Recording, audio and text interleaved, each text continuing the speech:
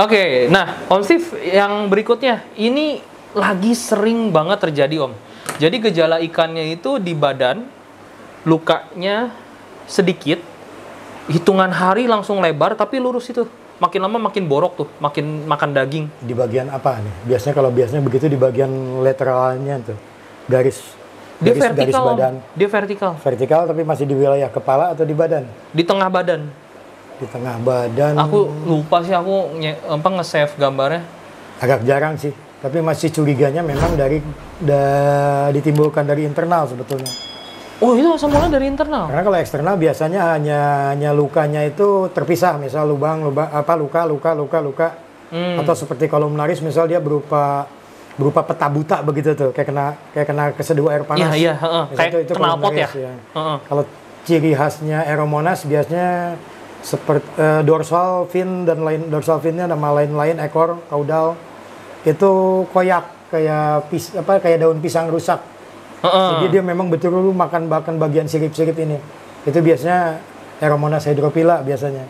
Itu yang disebut fin rot. Ya kalau ya fin rot. Kalau yang kayak peta tadi seperti kena seduh air panas itu kolumnaris. Terus kalau Tetrahymena biasanya juga ada bikin luka hampir ke arah seperti ulcer ya, kayak borok begitu. Tapi kalau yang bergaris begitu biasanya seperti satu jaringan yang mati di bagian dalam. Reaksinya pecah keluar gitu loh. Oke. Itu biasanya dari internal. Kalau mengarahnya lebih ke kepala sampai berupa crater begitu, lubang, itu sudah ke hole in the head kan? Hole in the head. Dan itu sudah, kalau saya duga-duga, saya nggak punya peristilaan yang tepat, stadium 4 mungkin itu. Jadi itu sudah parah kalau sudah sampai di kepala. Sebenarnya sudah ada ini prosesnya di internal, di intestine. Nah yang ditimbulkan di kepala itu adalah satu jaringan yang busuk dan pecah di kepala karena ini mulai menyebar lewat jaringan menyebar ke jaringan otot. Iya. Pecahnya di kepala jadi yang kelihatan kayak nanas. Ya gitu. seperti kita bisul kan sebetulnya misalnya orang bisulan itu bukan dari eksternal kan, tiba-tiba dari dalam ada timbul pembengkakan begitu. Nah seperti itu. Nah luka terbuka obat mana yang aman Om Steve? Kalau sampai sangat besar, sebetulnya luka itu memang harus dibantu dengan obat luar sekelas betadin lah. Betadin salep.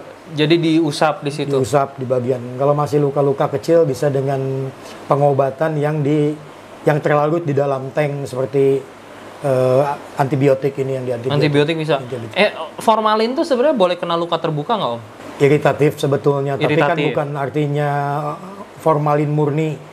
30% dituangkan ke luka, setelah tercampur dengan air sekian udah banyak, sudah nggak terlarut, bahkan sudah tidak bersifat iritatif sebetulnya. Tapi kalau formalinnya sendiri langsung kena luka pasti menyebabkan luka perih. Dan saya pengalaman terburuk pernah kena mata. Iya. 1 minggu tidak ada air mata, kering. Iya. Kalau aku ya karena di kedokteran kita ada itu kan bedah mayat kayak gitu pakai formalin. Itu ke hidung, ke mata, berair semua itu Om. Tapi kalau benar-benar keterciprat kena mata, karena waktu itu saat saya bawa jerigen jatuh, muncrat ke mata. Ini tutupnya terbuka. Itu 1 minggu tanpa air mata itu. Aduh. Kering. Serem juga ya itu kalau penglihatan gimana. Garam ikan gimana Om? Garam ikan itu sebetulnya obat yang paling tua yang dibilang, yang orang punya satu paradigma lah. Bahwa garam ini memang anti parasit, tapi garam juga harus terukur, ada pemakaian. Biasanya yang disarankan untuk pengobatan itu 3 gram per liter air, jadi memang cukup banyak lah. 3 gram per liter 100 liter itu hampir 3 ons. 3 gram per liter berarti 3 ppt? Ya. Tinggi banget ya Om ya? Kalau buat koi lebih tinggi lagi. Itu kayak ikan asin tuh dia? Ya, kayak buat koi lebih tinggi lagi. Itu tuh long bed atau short bed Om? Long bed. Long bed? Long bed. Berapa lama biasa kalau kita treatment dengan garam ikan? 24 jam lah. Oh, long bed 24 jam. Tapi sebetulnya kalau yang paling orang punya keyakinan bahwa beberapa ahli mengatakan garam ini juga membantu proses osmoregulasi sebetulnya. Iya. Mengereduce stres juga gitu. Dengan yang banyak. Tapi kalau sudah sampai di dosis pengobatan, jadi ada penambahan garam hanya untuk preventif aja. Ada memang buat pengobatan. Pengobatan itu sampai di 3 gram per liter. Itu banyak banget. Banyak. Kalau diukur nanti dengan alat, misal kadar salinitasnya naiknya tinggi sekali. Iya. Kalau diukur dengan alat TDS pun pasti akan naik. Karena penambahan garam akan terbaca di ukuran TDS, dia pasti bakal naik kan. Iya, iya. TDS kan Bahkan memang bisa itu semua. strip doang tuh TDS Ya. sudah nggak bisa baca. Udah bisa baca.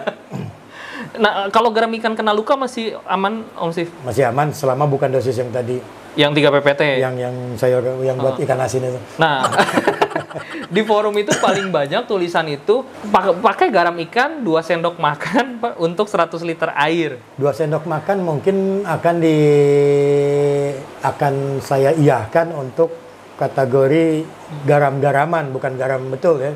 Sekelas magnesium sulfat misalnya garam Inggris, itu ya kurang lebih 100 liter itu 2 sampai 3 sendok makan lah. Nah, kalau garam ikan? Untuk bantu, ya garam ikan tuh sebetulnya minimalnya lah untuk 100 liter itu rasanya pakai di 1 gram lah per liter. 1 sendok makan berapa gram ya? 1 sendok makan paling sekitar 5 gram. 5 Karena gram. berat jenisnya, ya kurang lebih kalau untuk ukuran serbuk ya. Kalau garamnya kan ada yang garam kristal, ada yang garam krosok, Iya. dimensinya juga beda. Iya. Kalau untuk obat serbuk, 1 sendok itu kurang lebih 5 gram kalau nggak salah. Tapi Kurang mungkin lebih lah garam ini bisa kurang rata-rata.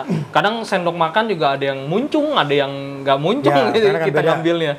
Sekilonya singkong dengan sekilonya kerupuk itu kan beda. Iya benar. Oke. Om Tip, tadi sempat kita singgung Vinrod, Aeromonas ya Om ya. Itu penyakit berbahaya kah?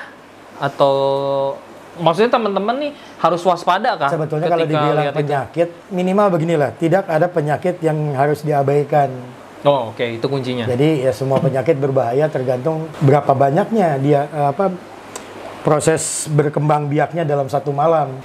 Jadi kalau memang diketahui sejak dari awal, mungkin sudah mulai ada pembatasan untuk berkembang biak gitu kan. Bayangkan satu white spot bisa jadi 100-200 dalam hitungan jam. Iya. Kalau ada 1000 white spot jadi berapa?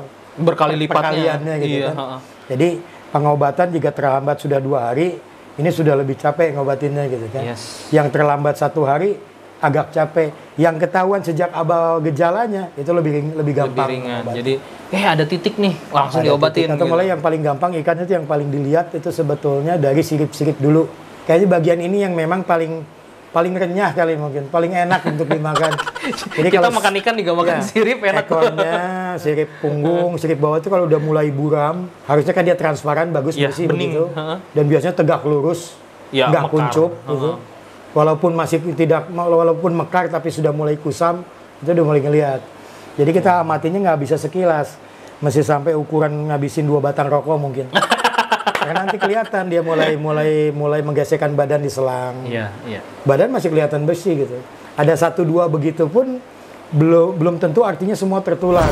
Tapi pengobatan semuanya harus Sudah mulai start. diobati.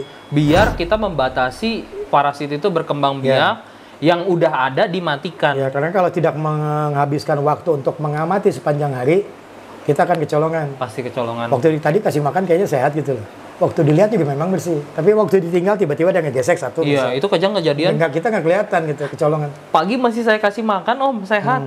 Tiba-tiba sore udah pada Apalagi gini. misal kalau untuk kelas hobis yang ngasih makan pagi kemudian ngantor pulang sore gitu kan iya. itu. Itu udah pasti kelihatan. Kalau memang ukuran kita yang memang usaha di bidang itu otomatis controlling ini ketat.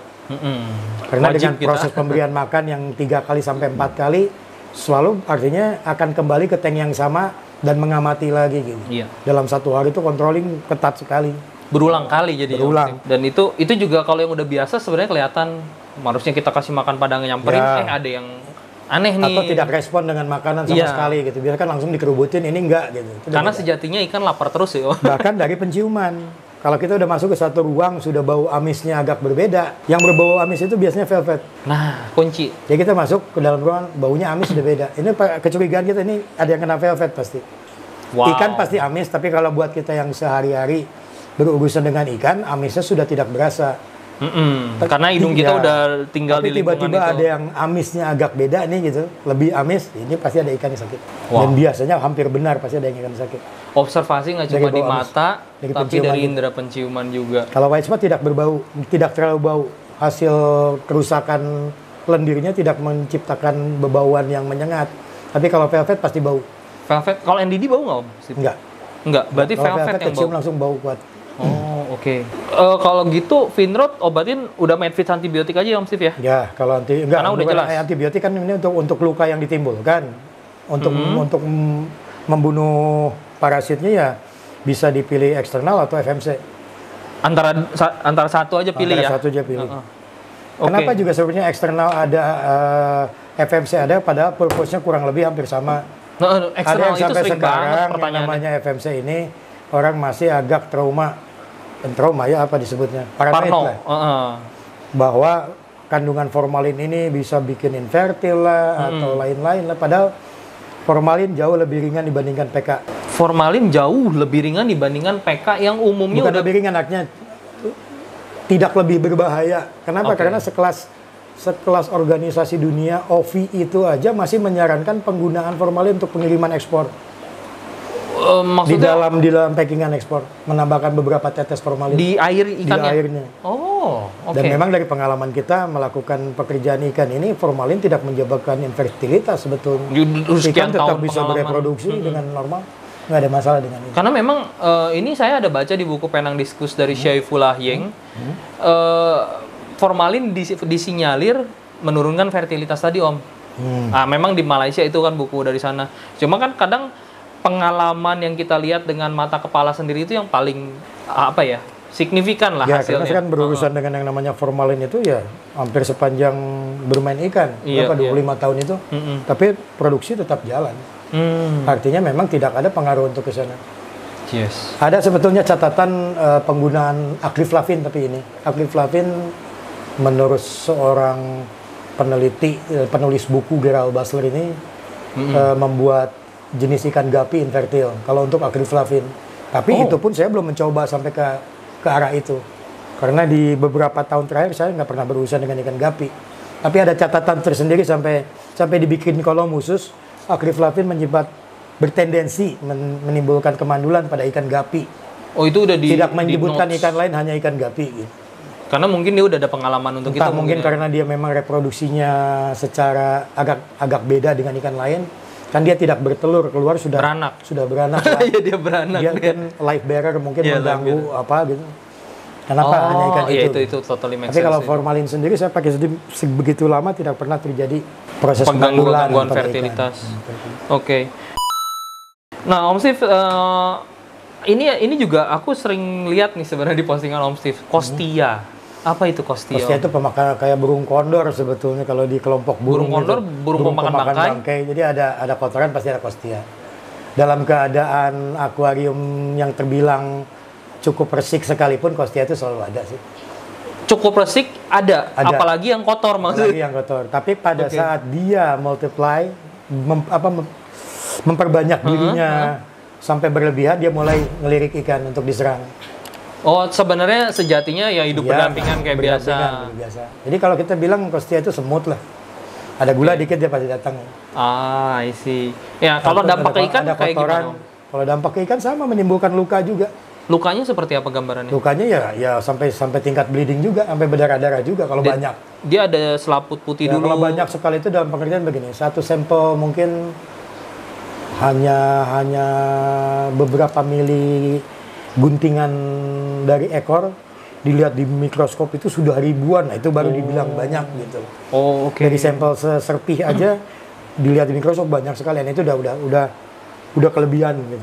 Kostia itu pasti ini menyerang. parasit ya Om ya? Ya, parasit dari Protozoa ciliata dia. Berarti kalau parasit pakai ini lagi aja antara dua. Eksternal, antara dua ini. Antara dua ini. Dan dikombinasi dengan Medfis antibiotik untuk secondary infection dan membantu penyembuhan luka. Oke, prinsipnya sederhana banget sebenarnya teman-teman, dan ini udah semua ada di sini untuk mengobati.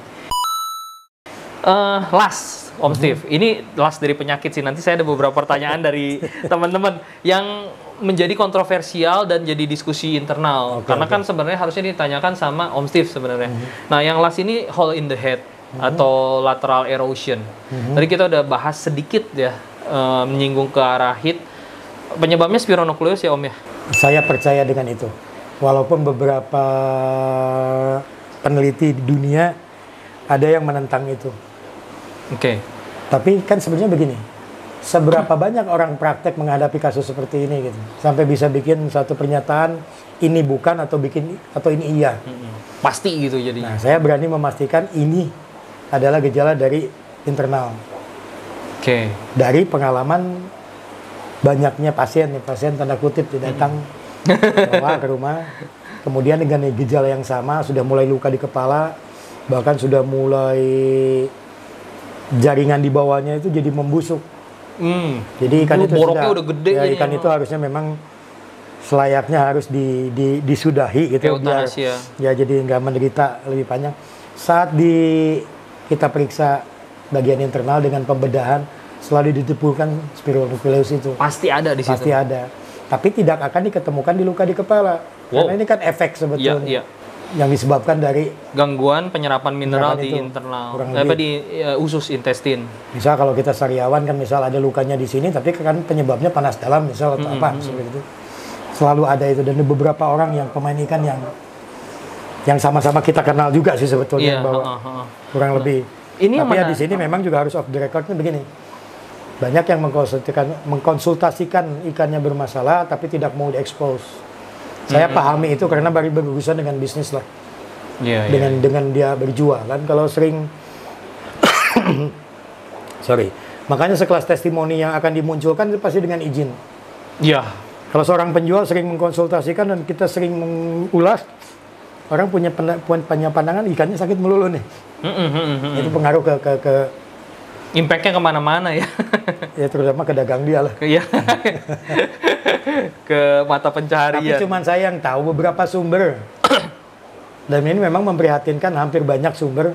Jadi tahu beliannya dari siapa, dijual ke siapa, resellernya siapa. Mappingnya udah kelihatan tuh. Kelihatan. Saya berani menyimpulkan bahwa generasi diskus sekarang, generasi penyakit ini. Jadi ya ini kayak COVID tadi. Karena internal itu kan agak sulit untuk dianalisa. Jadi terjual kemana, menyebar. Hampir banyak semua ada yang mengeluhkan yang bermasalah dengan spesifik ke penyakit ini. Karena memang Hexamita Spironucleus ini.